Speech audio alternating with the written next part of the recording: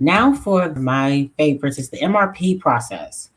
So after we get all of our items and all of our accounts set up and routers and all of those things, we want to run MRP and see what it actually does. So we're going to jump back over to GP. I'm going to use just those two items that I showed us earlier, the watch and also the chair.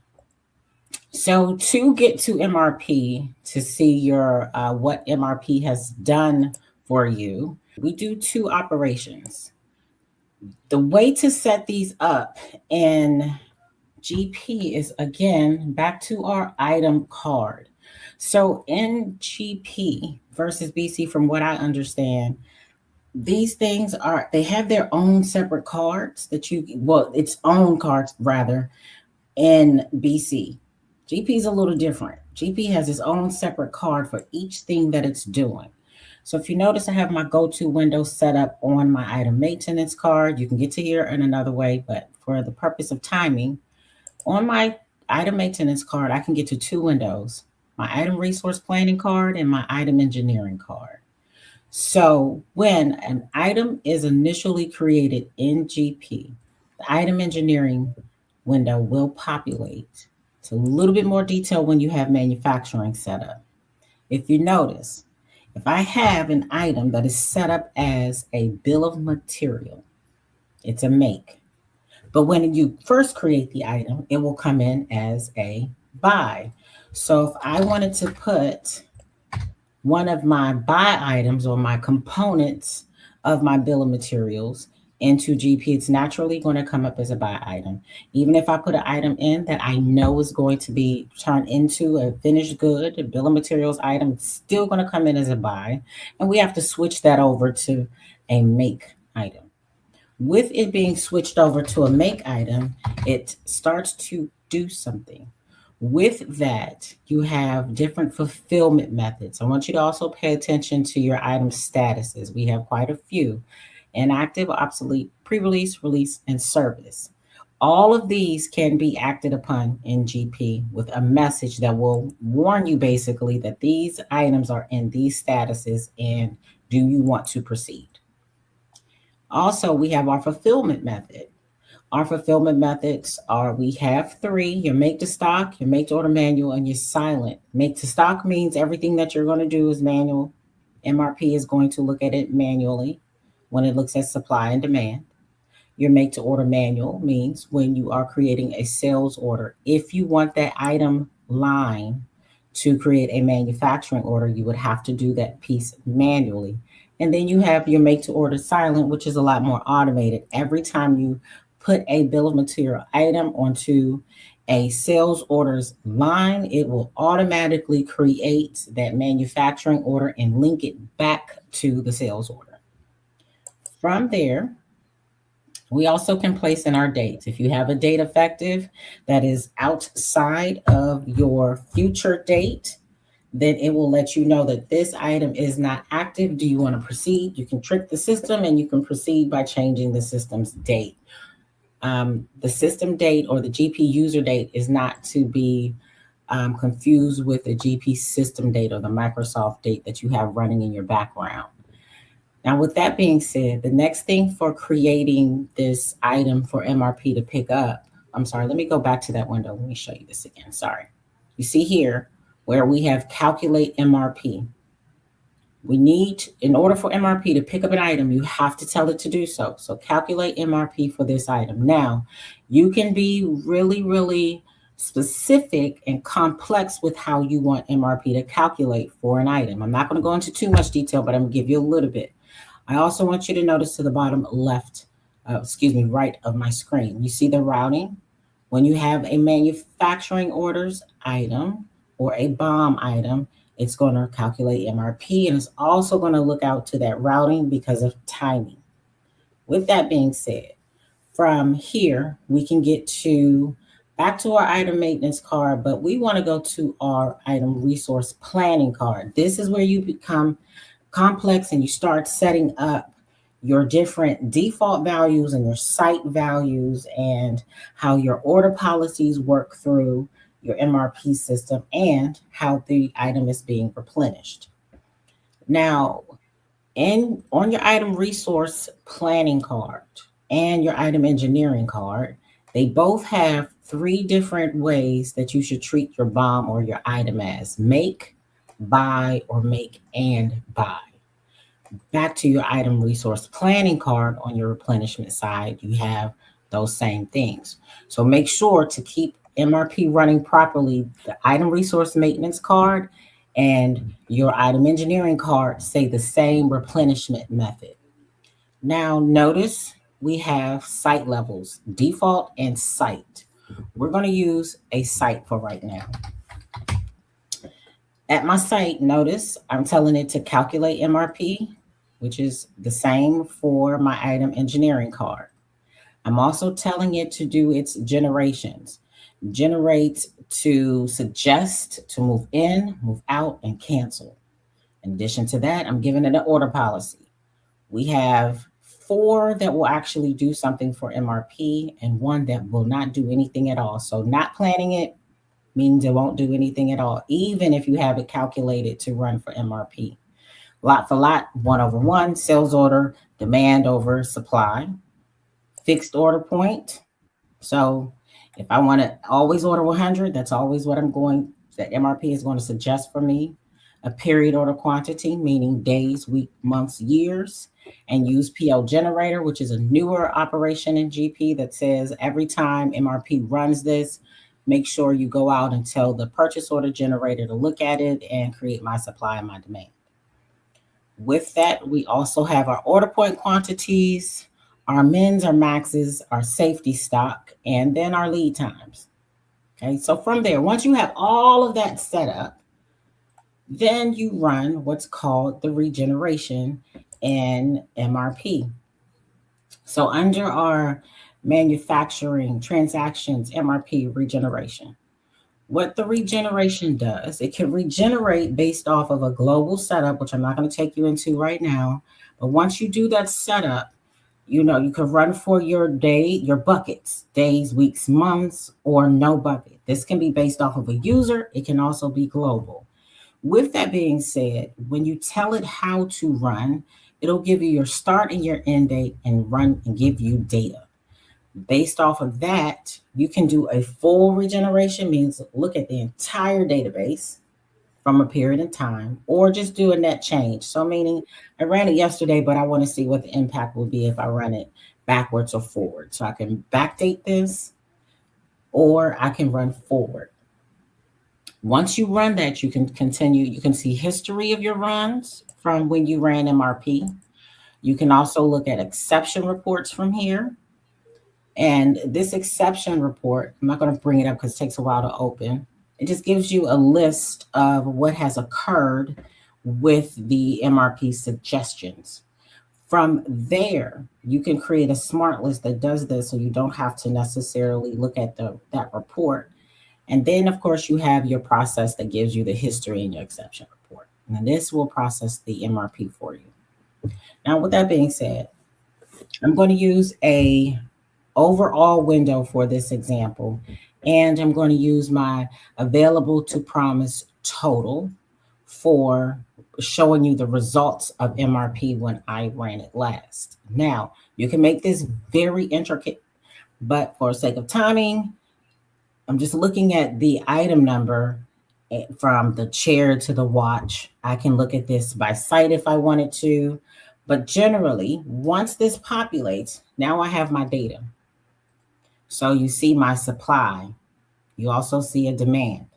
Now, this demand is based off of a particular order that's in the system that's coming from this item number to this item number. So what occurs is GP will look at your supply, what you have in inventory right now. Also, if there are any manufacturing orders that are already existing in the system, and to tell you what your demand is going to be or your supply will be in the future or as of current date. And then it's going to look at any sales orders that you have pending. It'll also look at existing purchase orders should you have any there. So GP looks at its suggestions. Well, this is your inventory IV. Means this is a manufacturing order that's previously entered into the system.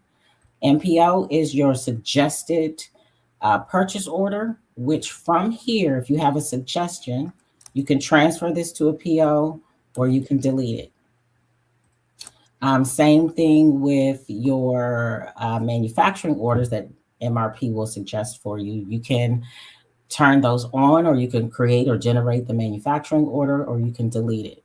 It also looks out to whatever is currently being picked on a manufacturing order. So if you notice here, you have your MPO for number 3, your purchase order. You also have a manufacturing order number 3, and that manufacturing order is looking for a component of its leg. So it's giving you your demand. Okay, so just a quick run through of our MRP process. You see here my watch. I have in stock assumed that I'm already creating 2 watches. But if you notice, I don't have any demand. I don't have a sales order for it right now. So if there are any questions about how the MRP process runs and how it's being set up in GP, please give me a call in relation to BC. That will be Diane. And with that being said, I'm going to turn over the reins to my friend Diane. Thank you, Kiana. I'm going to quickly show you how things are handled in Business Central. I want to start out with the item card. That is where you begin defining your planning parameters of how you want to replenish. Are you going to produce it, purchase it, etc.? That's the first step of your planning for Business Central. Then, if you are producing it, are you making it to stock or are you making it to order? If you're making it to order, it will not plan for you to have a demand unless there's an order in the system.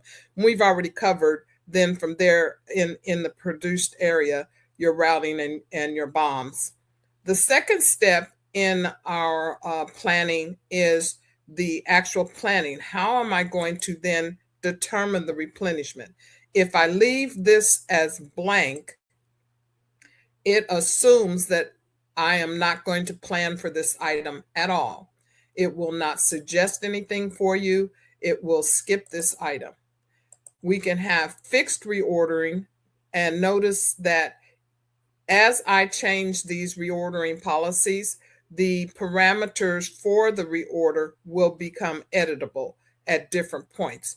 So if I'm reordering based on a fixed quantity, I will tell it at what point should it trigger and suggest that I reorder. Am I down to 10? Am I down to 5 at that point? And then because it's fixed reordering, how many should I order? We also have something called order modifiers. So if your vendor, for example, needs you to order in case lots of 12 or 10 or whatever, you can tell it multiple so that it knows how to combine the demand and then modify the demand requirement to meet the vendor specifications. So as I change these maximum quantity, notice that my reorder quantity went away. My reorder point is still there, but now I have to tell it what is the maximum quantity that I have. I can also specify safety stock, which would make sure that I have this much in along with any of my other demand requirements. In a manufacturing environment, you can either tell it order, notice that everything grayed out, and it also does not include any inventory on hand, because if my demand is based on an order, it assumes there's never any inventory on hand. Or I can do lot for lot. And lot for lot is similar to order, except that it is combining all of the demand into a single order.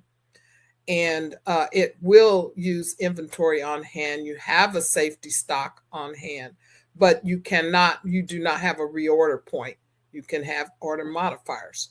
So that's the first step. Now, the other thing is that you can actually have a demand requirement if you have multiple locations. This example, we have multiple locations, or as I talked previously, multiple variants. And so you can actually do the planning per location or per variant. And so I'm looking at my white location for the black item. The same fields exist here, but now in planning, it will do it based on this specific location or in this specific color to suggest my demand.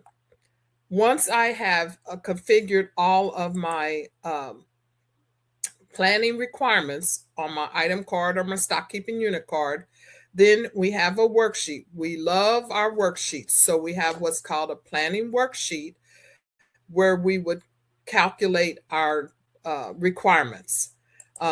We calculate a complete regenerative plan where you will tell it that in the manufacturing setup, you can tell it whether or not it should combine MPS and MRP in a single run. If you have set that to be both, then these automatically default to both. But you can manually override that default setting. Then your planning horizon window, how far back are you looking at your demand? How far forward are you looking at your demand based on your lead time? We also have a way to forecast our sales. We did not do that, but we could create a forecast worksheet to create artificial demand, because if you have really long lead times, you may want to also generate demand prior to the order coming in. And then as orders come in during the period that you forecasted, we do what's called a netted forecast. It doesn't take the order plus the forecast, it nets the order against the forecast. And so once you have done all of your filtering, set up your horizon, you can filter on a specific location for your planning and so on. And then you click OK, you end up with this worksheet that will tell you what you should be planning against. Notice that we have some actions, much like we had in our subcontractor worksheet. There are actions here. Cancel. And so it sees out here that I have a couple of production orders in a firm plan status that it wants me to cancel. One of them is for 2, one of them is for 1. And the reason being is that in these item cards, we did not specify that I needed to keep any on hand. I don't have any minimum requirements. I don't have safety stock defined. And so based on that rule, it's following the rule and telling me to cancel those. I do not have to accept that. I can leave those. Also will warn me if there are any things that is tension or an emergency alert that this time has passed, and so it should have started sooner. You probably need to speed things up. And excuse me. And then you can action on these production orders, as I said. But then it will let you know in the case of the new actions will tell you what kind of new activities you need to be creating. Should you be creating new production orders? Should you be creating new purchase orders? What are the quantities? And so on. So again, you can then come in, work this, determine if you're going to accept the actions, change anything. The vendor, don't have it on my screen, so I'm not going to, but there is a column to show you who the vendor is to purchase this. And then once you get to this, you would just carry out the action. And then in the carry out action, you have multiple choices, because your plan will plan for you to produce, purchase, transfer in the case of if you have a stocking location that is supplied to your manufacturing location, you would purchase into your stocking location and transfer material as needed into your manufacturing location. So it can also plan for your transfer orders. And then as you do go through this, if you are getting ready to do production orders, you can tell it what type of production order you want to do. or you can copy it off to a different worksheet because someone else needs to take that activity on. You can also, same way for assembly orders, this would be your kitting. If you have items that are kitted together, it can suggest that it's time for you to make more assemblies. Purchase orders, you can either make the purchase order from here, create the purchase order from here, create the purchase order and print it, or copy it to a requisition worksheet for someone else in the organization, a buyer or someone, to action on this particular item. You can have, and as you look at the worksheets that are in the system, then you would transfer it. I've had many manufacturers have multiple buyers of material, and so they will create a worksheet name per buyer, filter this list for those items, and transfer them and let them do their purchasing. And the requisition worksheet works very similar to our other worksheets. It has a carry out action, like our subcontractor would have the vendor number and so on here. And then you would just create whatever it is, carry it out, and click OK. I am not going to do that for the sake of time. The other thing that's in our planning worksheet is when we're looking at a line and we want to figure out where the demand came from, you can do the order tracking, and it will tell you that this, in this case of this demand came from a release production order. And you can show that production order and quickly get to it, look at the dates on it, see what it is you're making, etc. So there's very powerful tools here.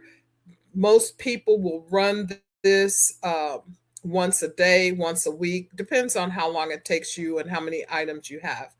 But it's very simple operation. The key is setting up those items or stock keeping units for their planning requirements. And from there, running the planning worksheet, we can see our component list from here. We can see any routings for it. If it was, well, that was a purchased item. If I was looking at a produced item, I could then see the components for that produced item. And the case of this is there, because we were told this one to cancel, so it's not going to give me anything.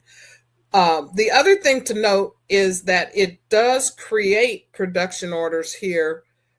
If there was your planning parameters said that you need to make it, you would end up with, notice that this says planned.